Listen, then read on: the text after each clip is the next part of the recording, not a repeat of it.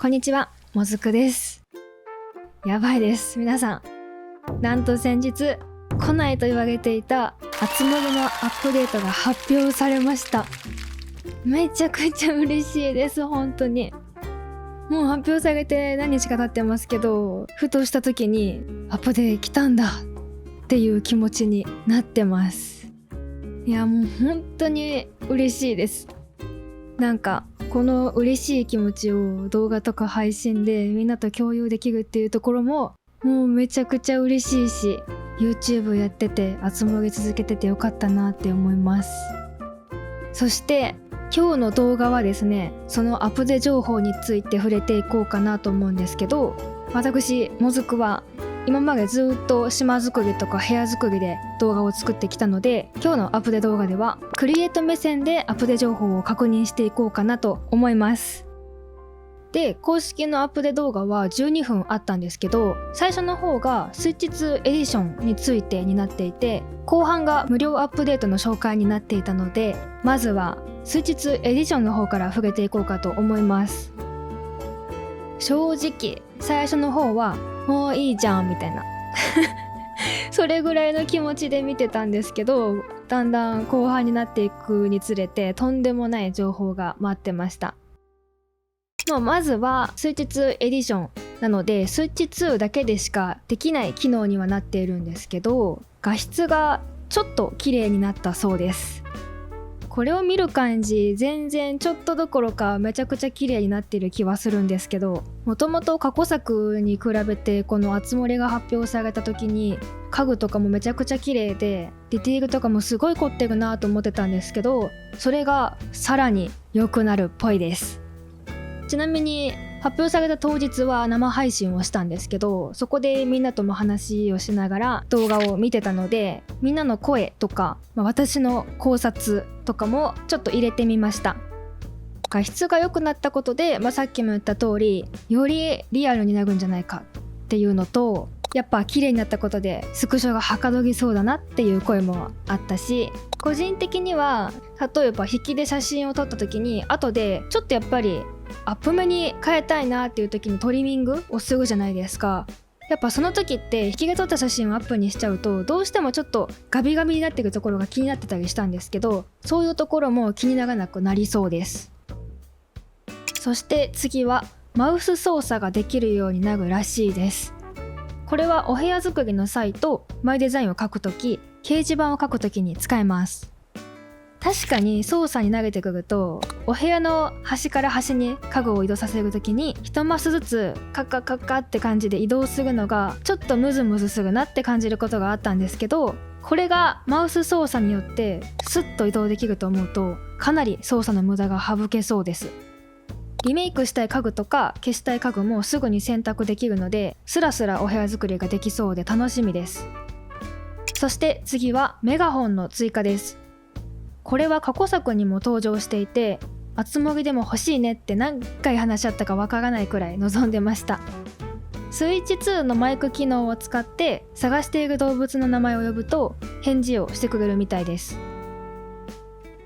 これはもや出しの際にすごく活躍しそうだなと思ったんですけど、呼ぶことによってもやが消えてしまう可能性もあるんじゃないかなと思うので、まだ当日まで何とも言えないです。ただ島が複雑になればなるほど探すのが大変なので、島を走り回って探す手間はなくなりそうです。あと気になる部分が、呼べる範囲は屋外のみなのかっていうところなんですけど、その場合呼んでも返事がないことで屋内にいることを判断することになりそうだなと考えてます。それか静かな博物館で大声で呼ぶことになるのか、もしくは博物館にいるよとか喫茶店でお茶してるよとか服見てるよみたいに返事をしてくれても可愛いので、そうだったらいいなとも思います。あとはウリちゃんやレックスなどの訪問者は呼ぶと返事をしてくれるのかとか、過去作のようにジョニーを起こすことができるのかとかも気になるところです。そしてスイッチ2エディションのラストは最大12人で遊べるようになるみたいです。スイッチ2同士のオンライン通信のみにはなるらしいんですけど、こんだけ人がいると賑やかで画面映えしてます。他にも通信の際にスイッチ2ならではの機能が使えるらしいんですけど、個人的にはプレイヤーを使った映像を作ったりしてるので、都会とか賑やかなお店とかを表す時に12人もいると設定の説得力が増しそうなので、嬉しいアップデートだなと思ってます。ということでスイッチ2エディションでは画質が綺麗になって、マウス操作やメガホンという機能が使えて、最大12人で通信することができるというアップデでした。スイッチ2で集まりを始めようと考えている人はスイッチ2エディションのソフト、もともとあつ森のソフトは持っていて、スイッチ2に引き継ぐ人はアップグレードパスを購入するといいのかなと思います。550円で機能を追加できるって思うとめっちゃびっくりなんですけど、私はまだスイッチ2を持っていないので、とりあえずアップデまでには手に入れたいと思います。では次は無料アプデの方を紹介していくんですけど、ここから本当に無料でいいのか心配になるくらいのボリューミーなアプデ内容になってます。ちなみにここら辺で一旦分数を確認して残り10分くらいあることに気づいて、もう怖くなりました。はい、まずこちら、なんとびっくり、新しくリゾートホテルという施設が増えます。そんなことあるっていう感じなんですけど、まさか桟橋の先に施設が建つとは予想できませんでした。はい、そしてここから早速、おや待てよってなったわけなんですけど、島の桟橋って長さ違いで2パターンあるんですよ。もしこの長さがホテルの位置に関係するなら、砂浜から見た時のホテルの映り方が変わるわけで、それによってはどんな砂浜レイアウトにするかも違ってきそうだなとまず思いました。映像を見ると桟橋は明らかに伸びていて、だけどサイトを見るとちょっと短めです。これはサイト用の可能性もなくはないんですけど、もしかしたら今の島の桟橋の長さが関係しそうだなと予想してます。あと桟橋が伸びたことで家具の置ける範囲も変わったのかが気になるところです。ちなみにこのホテルは最後の方の映像を見るとほぼ網の手前なので、かなり広い範囲の施設になっていそうです。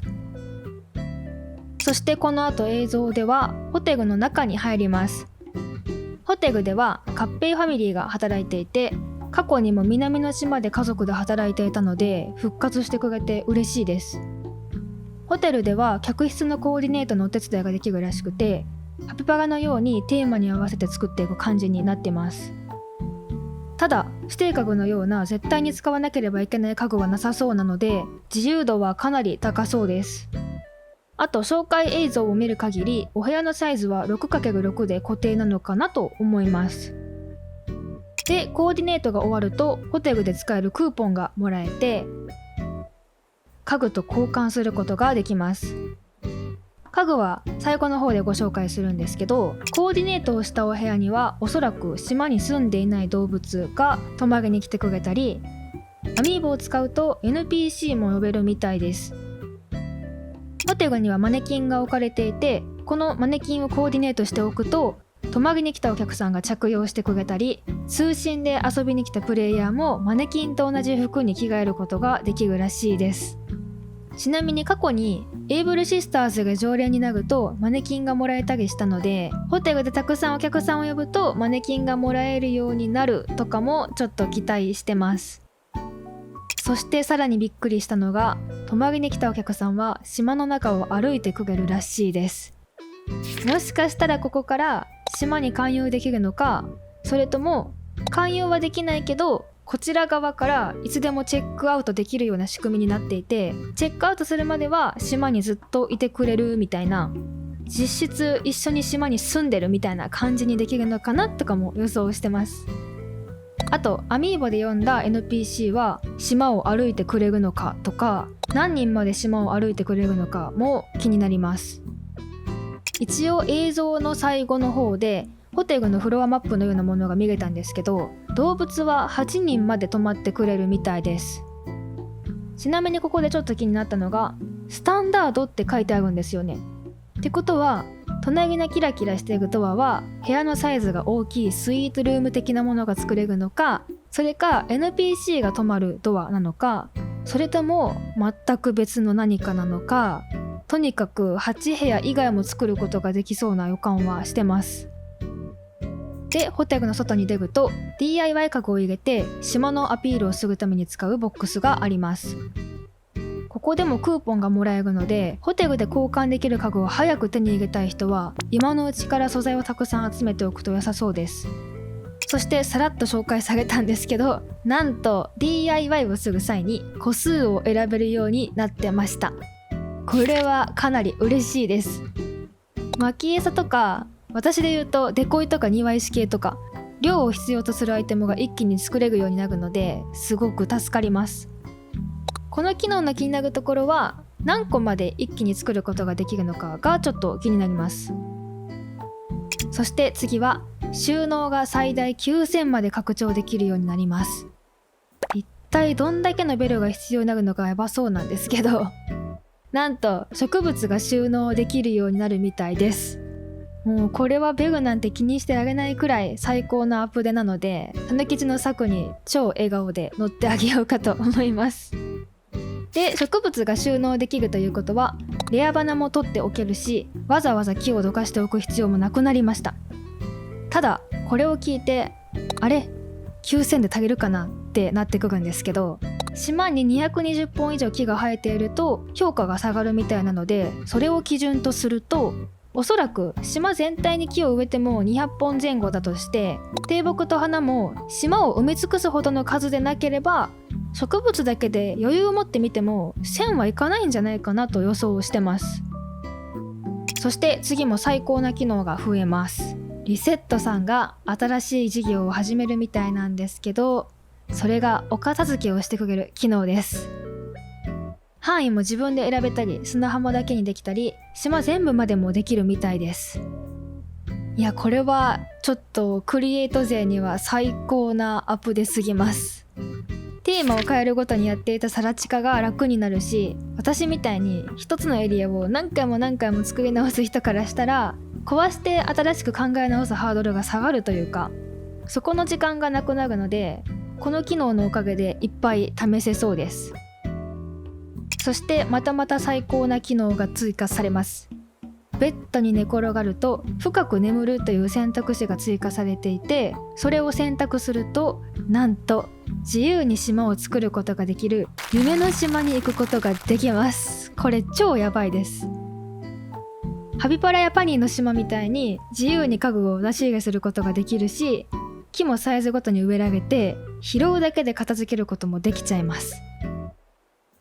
あと島クリエイターも使えるみたいなんですけど、さらっと誤操作を防ぐ動きも追加されてました。もう恐ろしいです、この島。ハピパガの島クリ版みたいな感じで気軽に島作りしやすくなりました。家具や植物は毎回用意しなくてもいいけど、一度手に入れたことのあるアイテムしか出せないみたいなので、今のうちにカタログメモしておいた方が良さそうです。ちなみにここでの疑問は、リセットさんのお片付け機能は使えるのか、あとフルーツの苗木を使って木の成長止めはしなくてもよくなるのか、ハピパガと同じように砂浜に広葉樹や低木を植えたり、草地に砂を敷かなくてもヤシの木を植えることができるのかが気になるポイントです。フルーツの苗木に関しては植えなくてもよくなると、その分そこに違うものを置けるので、島釘する上の小さな悩みがなくなりそうです。そしてまだまだ夢の中の機能はあるみたいで、埴輪くんにお願いすると建物や坂、橋の設置ができるみたいです。しかもこれいいところが、おそらくベルがかからないっていうのと、日付をまたがなくても設置できるっていうところです。ってなると設置し直しも楽になるし、その日のうちで何個も設置できるので、かなり島作りがはかどりそうです。ただ気になるところが、建物の設置は自宅だけなのか、それとも動物のお家や施設も設置することができるのかが気になります。もし施設も設置できるとしたら、たぬき商店や博物館には段階があるので、そこも選択できると嬉しいなという感じです。そして次も嬉しい機能。ハピパガのように時間帯や天候を変えられます。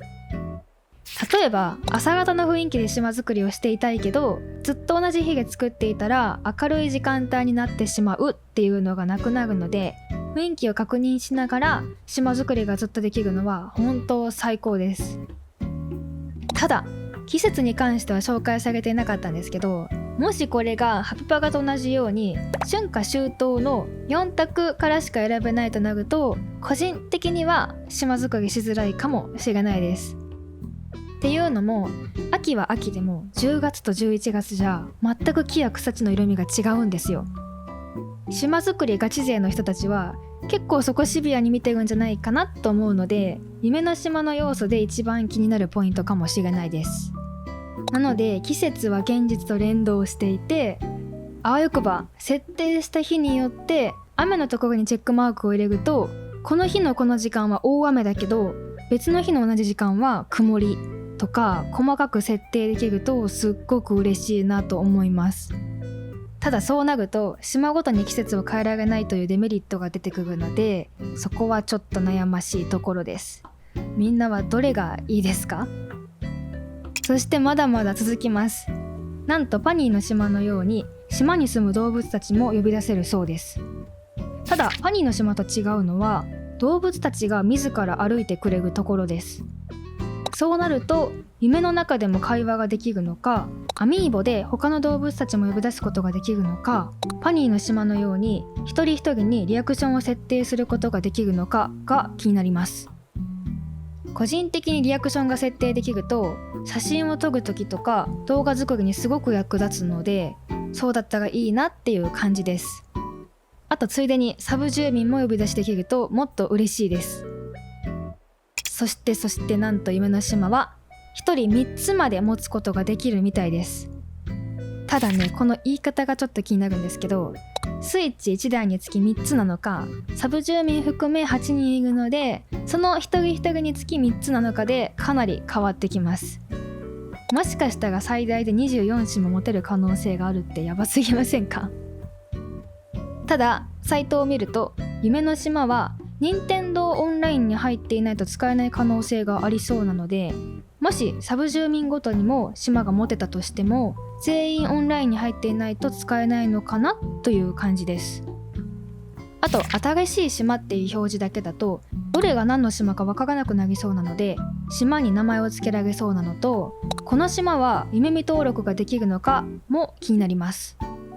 せっかく作るからにはみんなに遊びに来てもらいたいのと、これが夢見登録できないとなると結局現実の島を壊してそこで新しいテーマが作ることになるので、現実の島も夢の島の3つとも登録できたら嬉しいなっていう感じです。あとは夢の島はサイズを選べるみたいです。これも聞いた時ニヤニヤしちゃいました。サイズは全部で3種類あるんですけど、まず小さめの島だと加工はなしか左右のどちらかにあって、おそらく面積はハピパガのお庭よりは広いくらいかなと予想してます。この広さだと気軽に島作りできそうです。で次が中くらいのサイズです。ここから南河口も登場するんですけど、河口なしというのがなくなりました。だけど砂浜に岩場が出現するようになってます。そして大きめサイズです。で3種類とも見てもらうと最初からさがちの土地がありました。島作りを始めるときは何もない方が作っていきやすいのですごくありがたいです。でこのサイズになると現実の島と同じサイズかなと思うので、河口も2つあったり北の砂浜や岬も登場しています。ただ現実の島と違うのが北の砂浜の有無を選べるというのと、岬が2つあったりもするので、そこの違いはすごく面白そうです。あとですね、この大きさは入り口のウッドデッキの場所が全て中央配置になっているので、おそらく固定なのかなと思ってます。という感じで島の大きさが選択できるようになってました。これはおそらくですけど地形厳選できそうな気がしてます。例えば最初からさがちの土地で河口と岬はこの場所がいいとかあるとすると、何回もリセマラして理想の地形が出るまでできるんじゃないかなと考えてます。というかできてほしいです。そして夢の島のラストは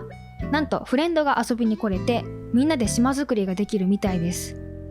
これは本当に夢でした。まさに夢のような機能というか、はい。これはせっかくなので動画や配信の企画でやりたいですね、絶対。ただここもちょっと気になるのが、マイデザインはどうなるのかです。映像を見てもらうと、島主ではなさそうなプレイヤーがマイデザインを敷いているので、マイデザイン自体は使えるけど、これが島主と共有なのかが気になります。でも共有じゃないとフレンドが帰ってしまった時に反映されなくなりそうだし、いたずらで変なマイデザインを貼られるとかもありそうなので、さすがに共有かなと予想してます。あとそもそも島ごとにマイデザインの枠が変わるのかも気になるところです。たくさん島が作れるとなると、島ごとにテーマも変えたいわけで、そうなるとテーマに合わせたマイデザインも使いたいので、これは枠拡張か島ごとに枠があるとありがたいなっていう感じです。ということで無料アップでは桟橋の先にリゾートホテルができて、リセットさんのお片付けサービス開始、収納が拡張されて植物が収納できるように、そして夢の島で島作りができるようになるという内容でした。こんな盛りだくさんな内容が無料でいいのかっていう感じなんですけど、これからもたくさん遊ばせてもらいたいと思います。ではここからは新アイテムにスポットを当てて見ていきたいと思います。やっぱりアップデートになると気になるのは新しいアイテムだと思うんですけど、確認した感じたくさんありました。なのでジャンルごとに分けつつ、どの既存のアイテムと合うかなどもお話ししながら紹介していきます。おそらくみんなも一番初めに目についたのはこの家具だと思うんですけど、これは和風モダンと名前が載っていました。白、ライトブラウン、ダークブラウンの3色で、カタログリストに載っているうちの和風モダンな座椅子以外は確認することができました。座椅子という家具はすでに存在するんですけど、和風モダンってなるとおそらくシンプルでかっこいい見た目なものになっているんじゃないかなと思ってます。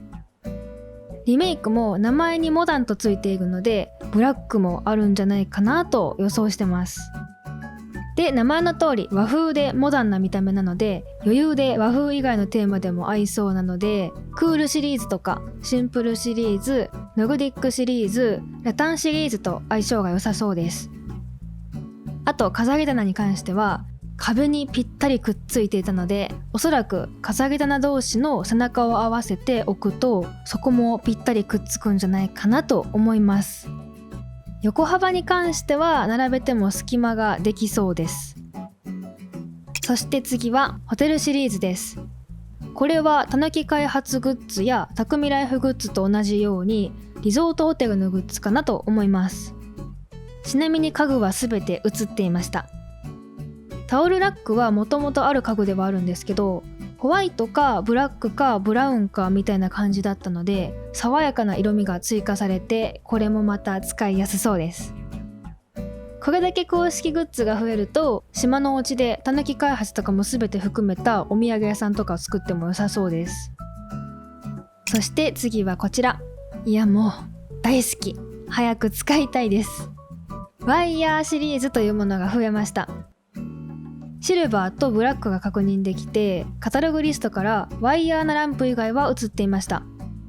素材的にブロンズやゴールドもあるのかなと思ったり、意外とカラフルなリメイクもあったりするのかなと予想してます。あとふと思ったのは、クールシリーズって天板の色を変えられたりするので、ワイヤーなテーブルも変えられそうだなとも思ったし、チェアのクッション部分とラックやシェルフの本はマイデザインが使えそうな気もします。で、テーブルなんかは既存のものでこういうタイプの4マスの丸いテーブルってなかったし、高さもあるのでめちゃくちゃ使いやすそうです。まあ間違いなくクールシリーズと相性いいでしょうっていう感じですね。そして次も大好き、大理石シリーズです。ホワイト、ブラック、グレーのリメイクが確認できました。おそらく大理石の柱やカウンターと同じリメイクとなると、この3色までかなと予想してます。あとカタログリストには大理石の壁掛けドまでしか載っていなかったので、他にどんなアイテムがあるかはまだわからないんですけど、今のところテーブルと暖炉は姿を見せてくれました。もうやばい、これもう絶対いっぱい使えます。テーブルなんかはでかくて重厚感あって可愛いし、かっこいい暖炉って過去作から見ても初めてなので使うのが楽しみです。そして次は植物です。左からオーガスタ、花ちょうず、パンパスグラスかなと思います。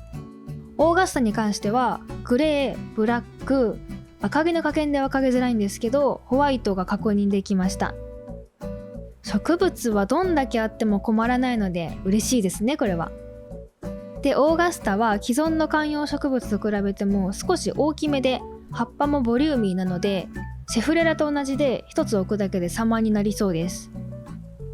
花ちょうずは和でも洋でもいけそうだなと思ったのと、リメイクもまだまだありそうだし、ビオトープとか亀とか壺とか集めて飾るのも可愛くなりそうだなって思いました。パンパスグラスはススキに似た植物が花器に刺さってます。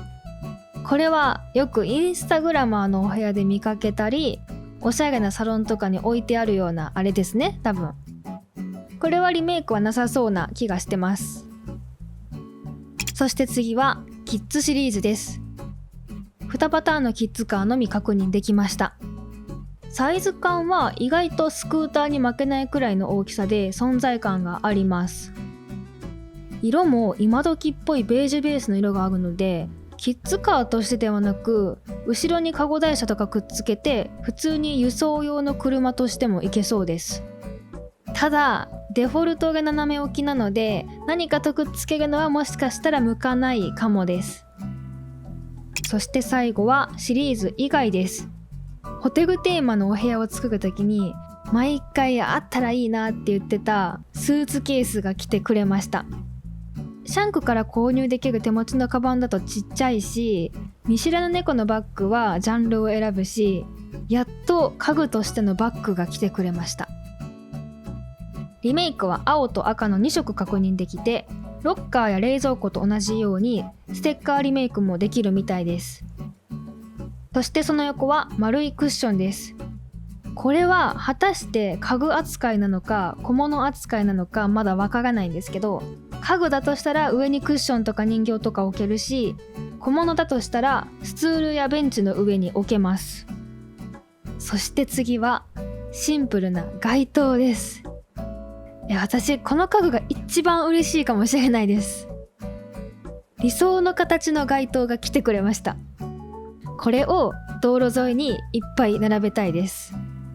おそらくリメイクは他の街灯と同じくホワイト、シルバー、ブラウンもしくはグリーンがありそうな気もしてます。外に使える家具の条件っていうのが私の中であるんですけど、いっぱい家具がある中でも当てはまるのが意外となくて、実際島釘で使っているのはちょっとの家具だったので、使いやすい家具が来てくれてすっごい嬉しいです。ということで見た目が確認できるアイテムはコラボを除いて以上です。あとは名前だけ確認できたアイテムなんですけど、はい、アイスピール、カトラリー、ガラスピッチャーがまず確認できました。ホテルらしいおそらく小物扱いのアイテムなんですけど、これは食器と同じく超使いやすい家具な予感がしてます。アイスピールはバケツみたいな入れ物に氷が入っているもので、カトラリーは多分入れ物にフォークとかナイフが刺さってて、ガラスピッチャーは名前の通りガラスができたピッチャーとグラスがセットになってたら超いいなって考えてます。で、次が壁掛け本棚と猫のぬいぐるみです。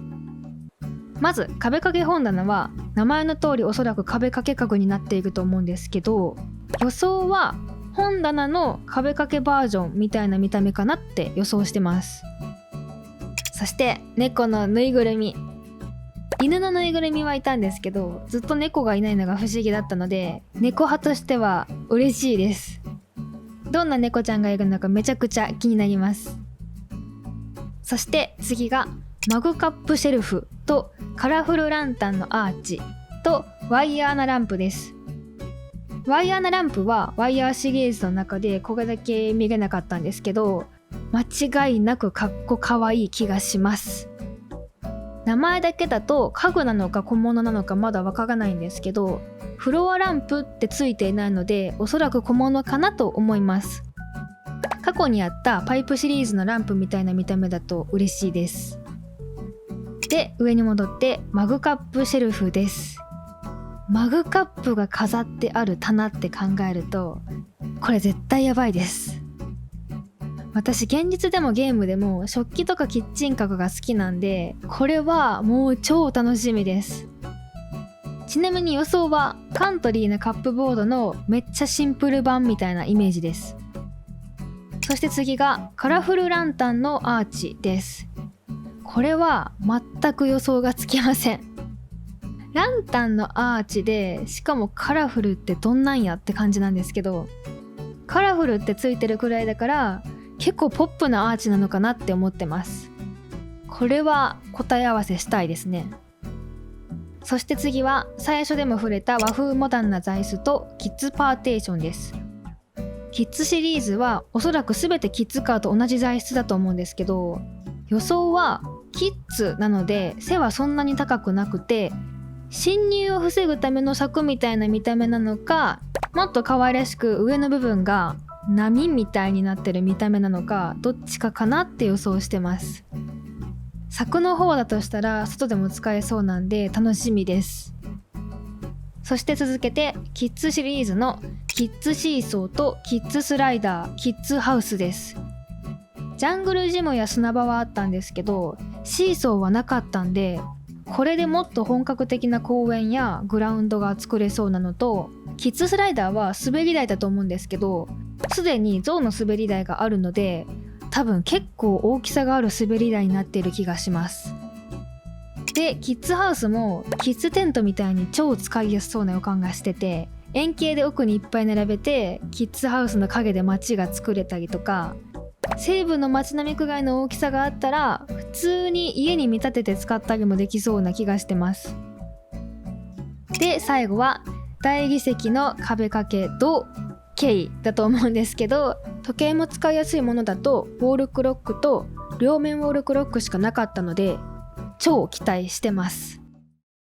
ということで、ここまででリメイク、衣服、コラボを除くと36種類確認できました。リメイクまで入れるとおそらく70ぐらいは余裕であるんじゃないかなって思います。